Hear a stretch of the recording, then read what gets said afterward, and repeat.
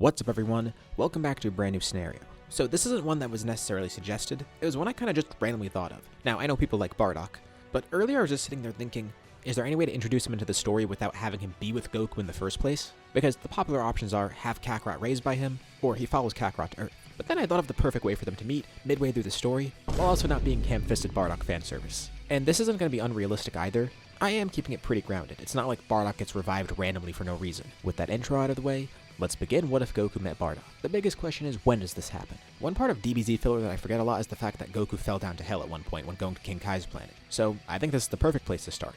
Right after when Goku dies against Raditz, he's going across Snake Way. We'll say here he actually does fall off Snake Way. So that's the first change, and it's not necessarily too crazy because it is something that happened in the anime. The biggest change is who he meets there. So Goku can obviously sense ki. Apparently that's something that not a lot of people are able to do, hence why the Frieza Force, even with its strong fighters, relied on scouters. When Goku lands in hell, he fumbles around a bit, trying to figure out some way to actually get back. He senses a really strong power, and with Goku being Goku, he decides to check it out. He's gonna watch from a distance though because he doesn't really know what he's getting into. But the power doesn't feel particularly evil, which is weird because he's in hell.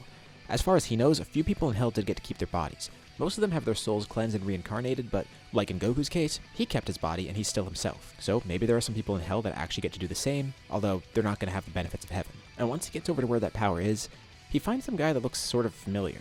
He can't really quite put his finger on it though. The guy can't sense Goku, but he hears him approaching and assumes a battle stance. But then he stops in his tracks with a really surprised face. Oh, Goku couldn't really tell from behind, but now seeing this guy's face, it's like he's looking in a mirror, except the guy has a scar. Why do they look the same? And he also looks down and sees this guy has a tail, and he's wearing some really weird armor that kinda reminds him of what Raditz had. Goku asks if he's a Saiyan by chance, and he says he obviously is, but the man still can't believe himself. Is that Kakarot he's looking at? Goku's a little taken aback, but yeah, apparently he is Kakarot. He goes by Goku now, but according to his brother, that's what he was called. So he actually did get to meet Raditz. Weird, seems this guy knows Raditz. Well yeah, he met Raditz, but the two kind of killed each other. And that's why he's here, but he sees Raditz nowhere around. Great, the two of them finally reunited, but of course they just ended up dying in the process. The man says he hopes to see Raditz soon, but not many people really get to keep their bodies around here. He's kind of an exception, especially with the Saiyans. So Goku asks outright. He puts two and two together. I mean, they look pretty similar, which could be just a coincidence, but the fact that he knows Raditz makes him wonder. Are they related? The man can't tell if he's joking or not. His name's Bardock. Doesn't Kakarot remember? No, he lost all of his memories. Raditz had the same reaction, expecting him to know who he was. Well yeah, they're related. He's Goku's father. So you might be wondering, why is Bardock here in hell? He's a good guy, isn't he? Not exactly. I feel like he still would end up going to hell, but he'd probably have some sort of exception where, instead of losing his body and getting completely cleansed, he'd at least have this for trying to change his ways later on. And for the purpose of the story, even though I'm using Z Bardock's design, this Bardock went through everything that the minus Bardock went through. Anyways, Bardock still did kill a ton of people in his life and only did good things later on. Like, for example, him saving Granola, that was right after coming to the planet to actually destroy everything. And then after that, really the only good things he did were sending Kakarot away and trying to fight against Frieza. Before that, he was still a genocidal maniac like the rest of the Saiyans.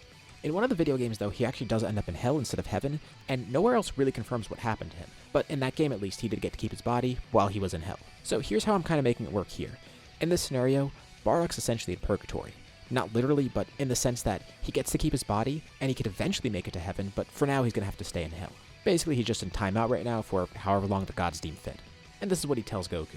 After he died, he went here. There's not many other Saiyans here as far as he knows. He assumes most of them just got completely cleansed and reincarnated into something else, and he kinda hopes that isn't what happened with Raditz. Maybe he kept his body, but it's hard to find people here. Hell's a big place, and they're used to using scouters, so they can't just sense ki. He hasn't even found Gine either, and Bardock assumes she's gonna be here too. You might think she at least is spared from it, but no. She was part of Bardock's squad before. She's definitely got a kill count, even though she looks like she doesn't.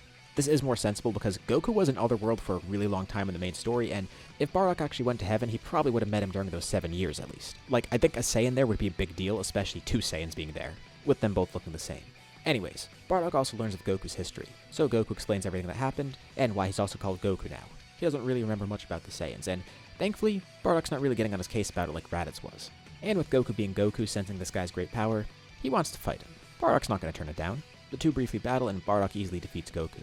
He is surprised Kakarot beat Raditz. He's stronger than he expected because Kakarot was born with a really low power level, so he's definitely gotten stronger. But Goku says he didn't really defeat Raditz alone, and the reason they both actually died is because Goku had to hold him down for someone else to kill them. Although, he says Gohan did some good damage, with Bardock pretty surprised to learn he has a grandson too, a hybrid Saiyan at that. Plus, he learns Goku isn't supposed to be in hell. He accidentally ended up here. Well, that explains why he kept his body. It seems like he's not a regular Saiyan by any means. But the most interesting thing is that he plans to fight Vegeta and Nappa in a year, and apparently he's not supposed to be dead for long. It looks like he's eventually going to be revived. And Bardock actually does know about the Dragon Balls, based on his encounter on planet Cereal. It was nice beating him, but Goku asks if Bardock could help get him back up to heaven because he needs to grow strong enough to defeat Vegeta and Nappa. Every second counts. And Bardock doesn't really know if he's going to be able to do that. Last he checked, Vegeta was really powerful and so was Nappa. At his current strength, Bardock could probably defeat Nappa, but he's not really sure about Vegeta. For reference, when Bardock died, his power level was around 10,000. I don't imagine he would have grown much stronger in Hell. Like, he doesn't really have anything better to do, so he probably was training, but he doesn't have great resources, it probably wasn't as serious, and it's not like he's training with anyone or fighting anyone. We'll just say he's around 15,000 right now. Not that it really matters. But anyways, his estimate of Goku is that he's not going to be able to fight Vegeta as he is right now. Hopefully this King Kai guy, or whoever he is, he could actually whip him into shape. And he does have an idea of how to get Goku back up to Snake Way. Goku isn't really too worried about learning about the rest of his family, but he is interested in Bardock due to his power. It's a shame his brother turned out so different because his father doesn't seem like too bad of a person, at least in comparison. Bardock says Hell's a big place. Raditz might be here too, and he guesses Guinea is as well. But without a scouter, there's no chance of him finding her. So how did Kakarot find him? Was it by chance? No, he actually tells him about Ki, but he doesn't really have time to teach him about it. Goku says goodbye and goes back up to Snake Way, with King Kai still waiting for him. And while he was waiting, he did look for Goku out of curiosity, locating him in Hell. Seeing that he met Bardock in Hell. King Kai has actually heard of Bardock because he's one of the few Saiyans that was given a chance at redemption. He's also quite powerful by Saiyan standards, but he keeps his eye on Goku. He definitely seems like a really interesting case as well. Goku makes it to King Kai's planet alone, and he trains like normal, but he does plan on seeing Bardock again. He's not really sure when, but he asks King Kai. When he leaves, he should give Bardock a shot at training here, and King Kai's not really sure because there's no reason to really train him, but maybe it'll let him see if he's worthy of coming to heaven. He'll consider it. So why not revive Bardock alongside him? They could just make a wish to revive two of them at once, right? Not exactly. Shenron can revive multiple people at once, but first off, there wouldn't really be a way to phrase this without saying revive Goku and Bardock. The reason this wouldn't work is because if Shenron's reviving more than one person, they can't have been dead for over a year. Now, if it's one person that's been dead for over a year, that's fine. It's kind of a weird stipulation, but it also would prevent Bardock from being revived here because this means they can't bring back both together. So technically he can be revived by Shenron, just not right now, especially because no one has a reason to revive him, and even if they did, Goku's the priority to bring back. So everything with King Kai's training went normal, and same for the battle on Earth. Goku goes back there, and his fight with Nappa and Vegeta is the exact same. After the fact, things start to change a little bit. He tells the others about what he saw in Hell.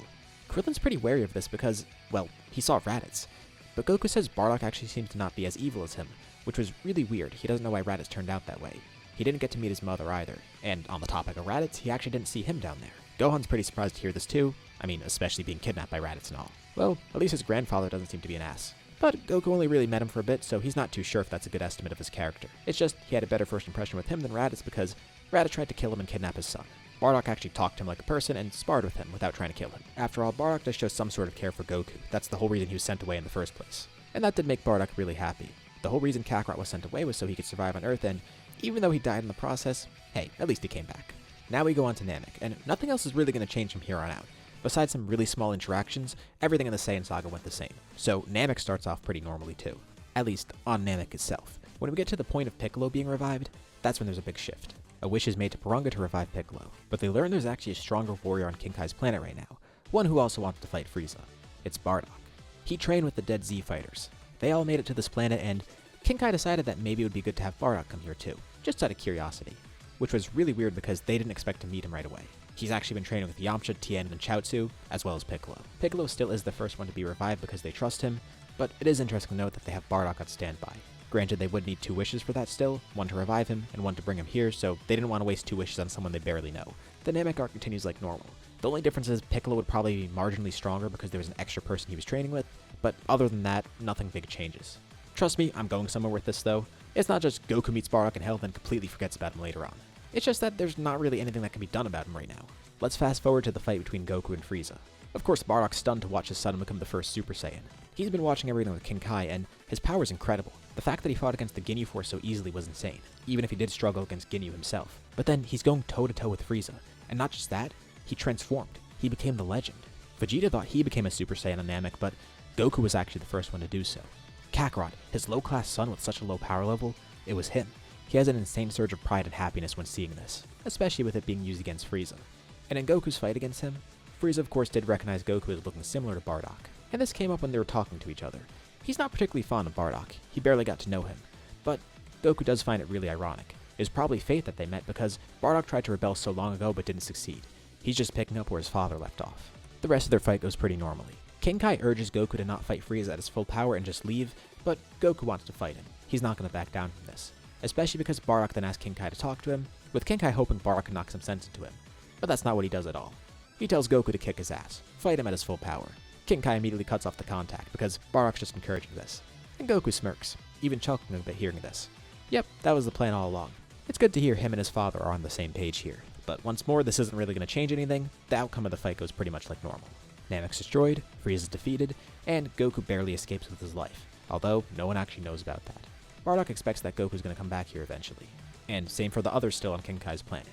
The wishes are made to revive everyone, and that's when they first hear that Goku actually is still alive. But he doesn't want to come back immediately. He asks them to revive all the others first, and while they're at it, revive Bardock too. Those who are still alive are kind of surprised to hear this, but those who are on King Kai's planet aren't too opposed to this. They got to know Bardock over this time, and he's probably kind of a hard ass and also intimidating, but it doesn't seem like it would be a major risk to revive him. Especially if Goku's saying it's fine, it's probably okay. I mean, they did just team up with Piccolo after all, who tried to kill all of them so many years ago. Not to mention, Vegeta's on Earth now with them too. So this wouldn't really be the craziest thing. Although Vegeta's kind of surprised to hear about this because he actually didn't know that Kakarot got to meet his father in hell. It makes him wonder if Raditz is going to be brought back though. That's going to be really awkward. Hopefully not Nappa either because he doesn't really want to deal with that. King Kai's not really too sure about this plan to revive Bardock because he didn't fully redeem himself yet, and technically he should still be in hell, which wouldn't prevent a revival. It's just kind of a thing against it because why would you revive someone from hell? Like, it would be really stupid to revive someone from hell as an ally, right? Right? But King Kai doesn't control the Dragon Balls at the end of the day, so they could do whatever they want. Plus, he's gotten to know Bardock, so he guesses it's not really a big deal. He continues training with King Kai. All the others are revived first, with Bardock being the final one to be revived. But right after Bardock's revived and then brought to Earth, he then realizes, oh crap. He should have asked about Guinea too, and Raditz for that matter, but it would be kinda hard to get him to reconcile with Goku. They'll have to deal with that later. For now, he awaits Goku's return, and he'll figure out something else in the meantime. It is going to be pretty awkward here on Earth because no one really knows him that well besides the people who train with him on King Kai's planet, and Vegeta of all people's here too. With that, we'll leave off here for now. What'd you guys think about this part? What's going to happen next? Leave your thoughts and ideas in the comments below. I'd love to see what you guys think.